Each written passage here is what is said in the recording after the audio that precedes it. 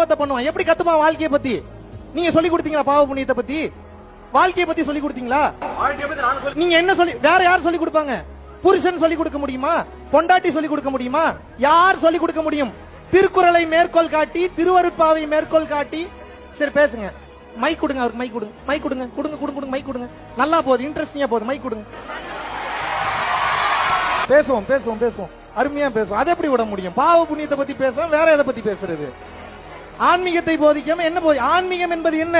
பிற உயிர்களுக்கு நீ செய்யும் சேவைதான் ஆன்மீகம். அதானே பேசிட்டு இருக்கேன்.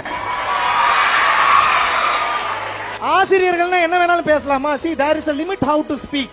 There is a man. See, I mean your court. You have called me for a speech. If you are not interested, then you shouldn't have called me. Am I right or wrong? Am I right or wrong? இவ்வளவு நாள் உங்களால் போதிக்க முடியாத கல்வியை, ஞானத்தை நான் போதிக்கிறேன்னா you should thank me. நீங்க எப்படி சண்டைக்கு வரலாம் என்கிட்ட? இல்ல அப்படி டிபேட் பண்றீங்கன்னா டிபேட் பண்ணுங்க, நான் பேசுறேன். பைபிளில் இருக்கக்கூடிய விஷயம், திருக்குறான்ல இருக்கக்கூடிய விஷயம், பகவத்கீதையில் இருக்கக்கூடிய விஷயம், எல்லா ஞான நூல்களிலும் வேத நூல்களிலும் இருக்கக்கூடிய விஷயத்தை விளக்கம் கொடுக்கும் போது அது ஒருத்தர் குத்துதுன்னா, let me say he has some ego problem. அவருக்கு வேற ஏதோ ஒரு பிரச்சனை. சார் நீங்க என்கிட்ட பேசுங்க. பப்ளிக்கா அவர் பேசினா நான் பப்ளிக்கா தான் பதில் சொல்லுவேன். அவர் என்னிடம் தனியாக கேட்டிருந்தால் நான் தனியாக பதில் சொல்லுவேன். am I right or wrong? பப்ளிக்கா பேசினா பப்ளிக்கா பதில் சொல்லணும். கரெக்ட் தானே?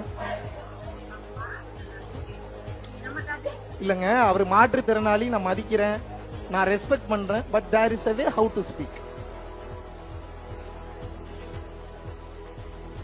சரி முடிங்க, முதல்ல அவரை செட்டில் பண்ணுங்க. நான் செட்டிலா தான் இருக்கேன், நான் கூலா தான் இருக்கேன், ஸ்டெபிளா தான் இருக்கேன். பாவ புண்ணியத்தை பற்றி ஒருவன் தெரிந்து கொள்ளாத வரைக்கும் ஒருவன் அதிகமான பாவங்களை செய்து கொண்டேதான் இருப்பான். தெரியுமா உங்களுக்கு? பாவம் நீ அதிகமாக செய்தா என்றால் மலத்தில் ஊறும் புழுவாக பிறப்பான். திருமூலர் திருமந்திரத்தில் எழுதுறாரு. திருமூலரை தாண்டி